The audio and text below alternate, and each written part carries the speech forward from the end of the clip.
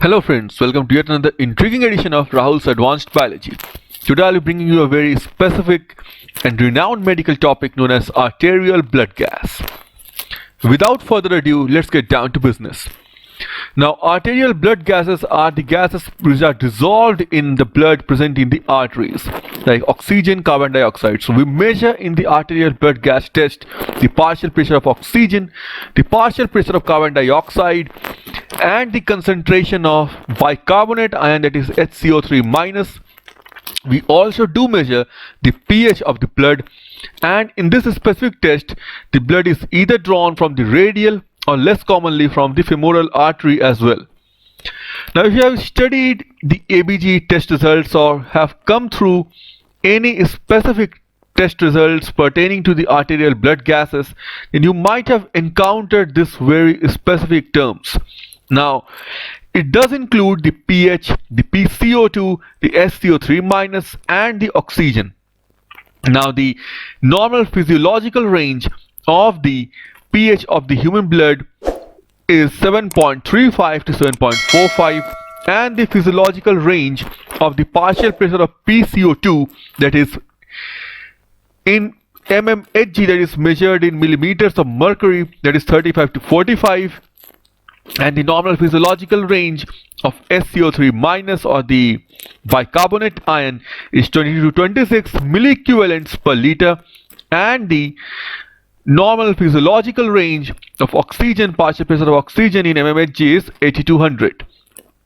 Now, we can say that if we have been able to see elevation in CO2, that is an indirect indication of the blood being acidic, because if you have been able to acquaint yourself with the bicarbonate ion equation or the bicarbonate buffer system that we won't be discussing in this specific video, that pertains to the equation CO2, which reacts with water in the presence of the enzyme carbonic anhydrase to produce carbonic acid H2CO3, and by a Le Chatelier's principle, what happens is it will proceed in the right hand side in the forward direction and produce H plus plus SCO3 minus if CO2 is too much. And we know that the production or synthesis of H plus would indicate that the pH would plummet, because pH is minus log H plus, and that would make the blood more acidic, and the compensatory mechanism would be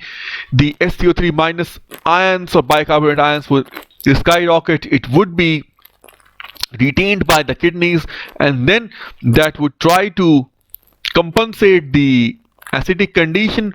Or if it does skyrocket without the blood being acidic, then bicarbonate acts as a specific base, and then the blood will be quite basic or alkaline. And if we see the plummet of the PO2 level below the 80 in the 80 to 100 normal specific physiological range, then that indicates the insufficiency of oxygen and unsaturation of 100% hemoglobin, leading to hypoxia. Now, how does one interpret the ABG results?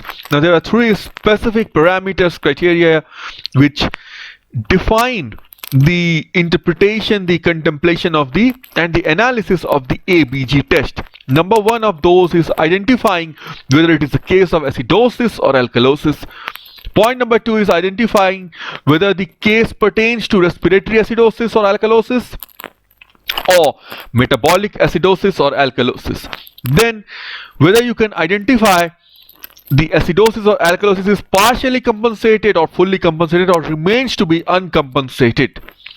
Now, to commence with the discussion, the first point is identifying whether it is a case of acidosis or alkalosis. Now, the normal physiological range of human blood pH lies in the range of 7.35 to 7.45.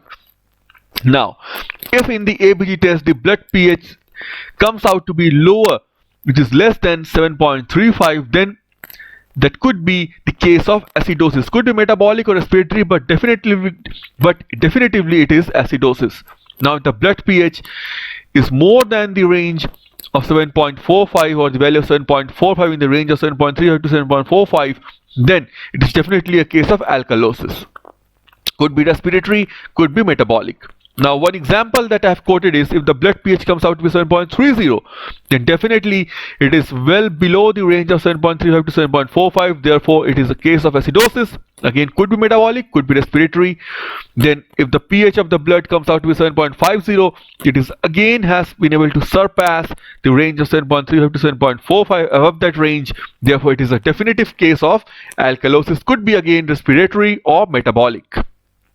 Now, point number 2, whether to identify whether the case pertains to respiratory acidosis or alkalosis or metabolic acidosis or alkalosis.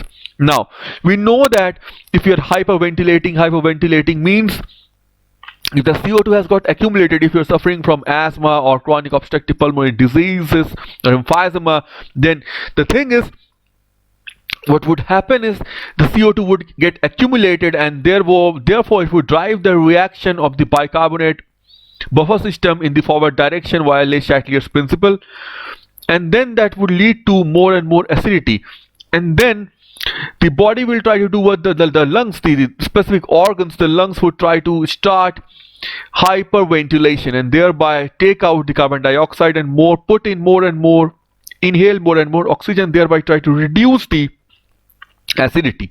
And if the opposite case happens, it would go for hypoventilation and try to increase the, you can say, acidity, because it has become more alkalic.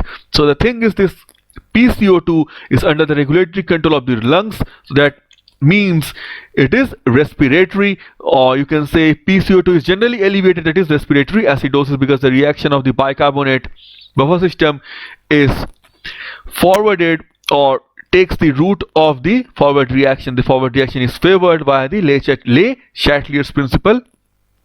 And then if you have SCO3 minus ions, if those are accumulated, if those are elevated, that is directly under the control of the renal system or the kidneys, then that is again metabolic alkalosis. If a lot of loss happens again of SCO3 or bicarbonate ions, that is again a paradigm of metabolic acidosis. Now we know that the respiratory acidosis or alkalosis is not a sure shot defense.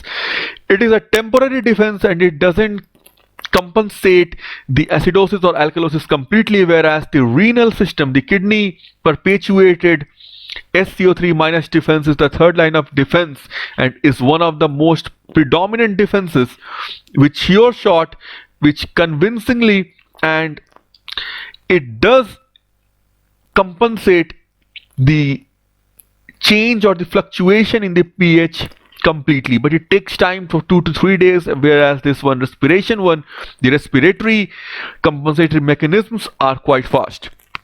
Now, the examples I've quoted are the following. The number one example is where the pH is 7.20, PCO2 is 55, SCO3 minus is 24. Here we can see that the pH falls under the range, or falls below the range of 7.35 to 7.45. Therefore, I can call it directly acidosis.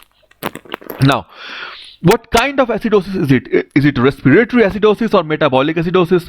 Now we can see that SCO3 minus, it falls within the range of 22 to 26, but PCO2 is well beyond the range of 35 to 45. Therefore, it is a case of respiratory acidosis, and it does make sense because PCO2 in the higher concentration, it would cause the perpetuation of the bicarbonate buffer reaction in the forward direction, leading to more H plus concentration, H plus you can say production, and therefore more acidity and plummet in the pH. Now, example number 2 is where the pH is 7.60, PCO2 is 25, SCO3 minus is 22. Now here pH is well beyond the range of 7.35 to 7.45, so therefore it's a definitive case of alkalosis, and PCO2 here, it falls below the range. It is below the range of 35 to 45, and SCO3 minus just falls within the range of 22 to 26. So here what happens is the PCO2 has not been able to achieve its range, and therefore it has not been able to compensate the alkalosis caused by the normal range of SCO3 minus ions, the bicarbonate ions, and thereby what we see is a respiratory alkalosis process. Now here, example number 3, the pH is 7.25, PCO2 is again 38, SCO3 minus ion concentration is 21. Now pH again falls below the range of 7.35 to 7.45, therefore it's the case of acidosis. Now PaCO2 is under its normal range of 35 to 45, whereas SCO3 minus has just fallen from its normal range of 22 to 26. Therefore it's a case of metabolic acidosis because it pertains to SCO3 minus ion plummet. Then example number 4, pH is 7.58, PCO2 is 40, SCO3 minus is 38. Now pH here has been able to surpass its physiological value or range of 7.35 to 7.45. PCO2 is at its specific value of 40, where it's under the physiological range of 35 to 45, and SCO3 minus being at the value of 38, it has been able to surpass its range of 22 to 26. So it's the SCO3 minus ion concentration here, bicarbonate ion concentration, which is able to perpetuate this alkalotic process. Therefore it's an exemplar of metabolic alkalosis. Now point number 3, talking about the compensation. Identify whether the acidosis or alkalosis is partially compensated or fully compensated or remains to be uncompensated. Now compensation is a mechanism whereby both the values of the SCO3 minus the bicarbonate ion and PCO2 would change, and the values change. Why? Because one of the components, either bicarbonate or CO2, tries to compensate for the change in the other component's value, and in the specific process try to bring or restore the pH of the human body to its normal physiologic range of 7.35 to 7.45. If the compensatory mechanisms are indeed able to achieve this milestone of restoring the pH of the human blood to its normal physiological range of 7.35 to 7.45, then a full compensation has been seen to occur. But if the compensatory mechanisms are unable, they are rendered unable to reach the normal pH or cause the pH of the human blood to reach the normal physiological range of 7.35 to 7.45, then it is said to be a case of partial compensation. Now compensation could be metabolic or respiratory.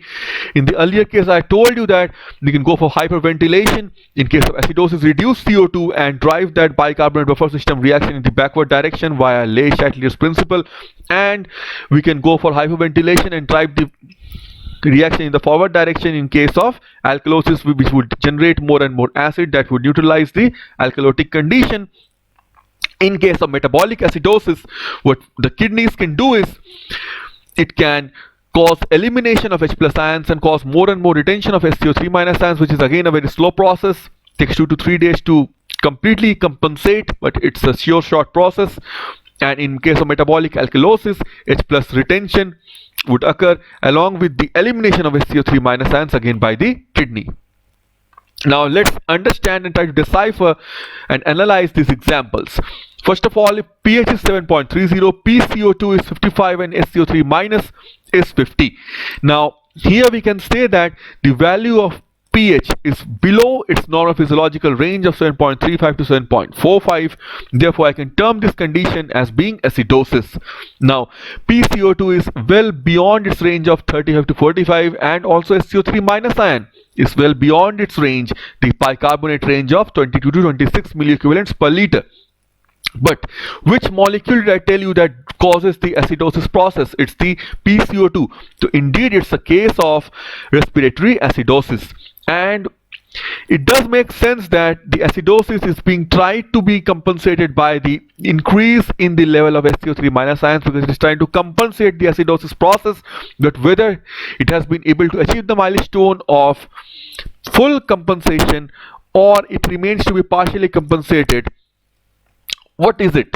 Now the thing is, the pH range or the pH value here is 7.30, which does fall under the range of 7.35 to 7.45, meaning that the range or the value of the present pH given in this specific example does not fall under the normal physiologic pH range of 7.35 to 7.45. Therefore I can convincingly state that this is a paradigm of partial compensation. Now this is yet another example where the pH is 7.55, PCO2 is 55, SCO3 minus is 45. Here pH is well beyond its normal physiological range of 7.35 to 7.45. PCO2 again it's beyond its normal physiological range of 35 to 45, and bicarbonate ion is again beyond its physiological range of 22 to 26 milliequivalents per liter range. Now, since the pH has been able to surpass the range of 7.35 to 7.45, I can call it a case of alkalosis. And since it's an alkalotic case, a case of alkalosis, now which molecule causes the perpetuation of alkalosis? It's certainly the bicarbonate ion. So bicarbonate ion regulation is primarily predominantly dependent on the kidneys. Then I can call it an example of metabolic alkalosis. Now the compensation is occurring.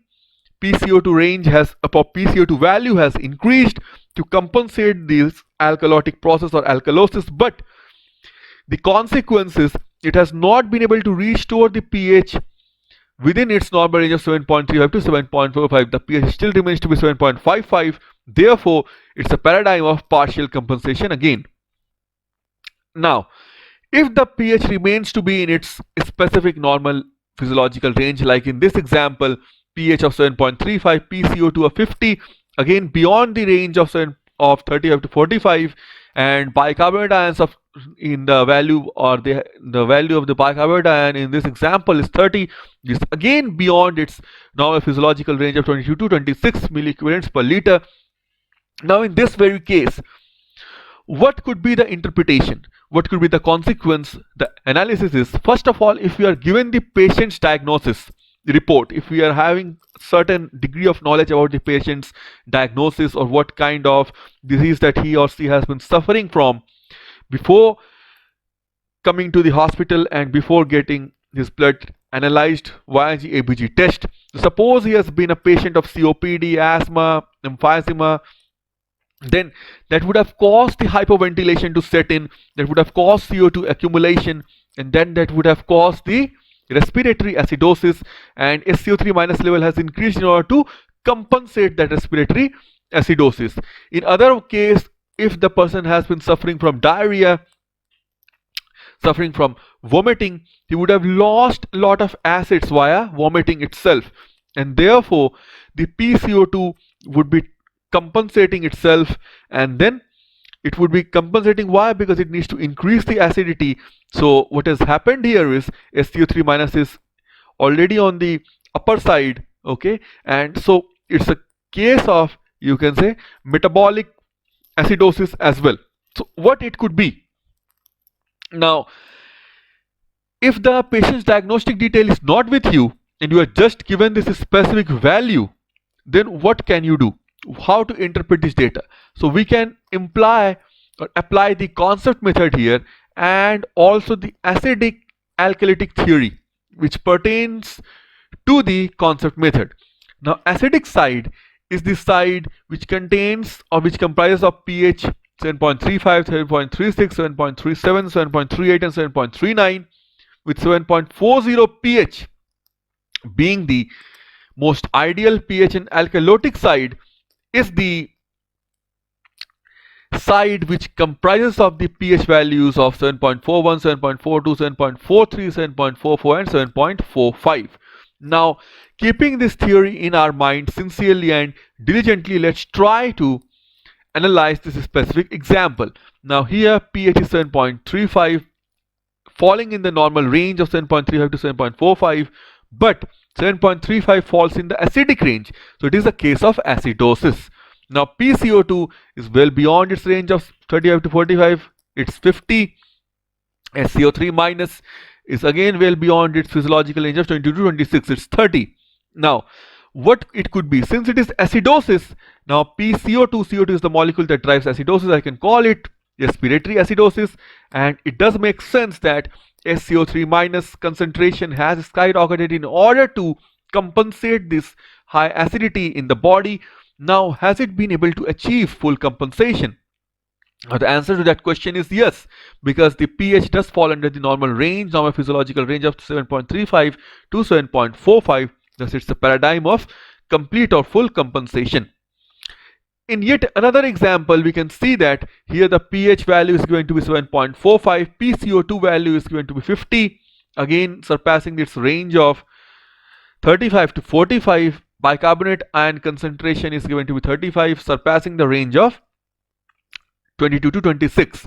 Now the pH value is in its normal range, but if you look at the previous slide, it does fall under the alkalotic side, 7.45, so I can term it as a specific alkalosis condition.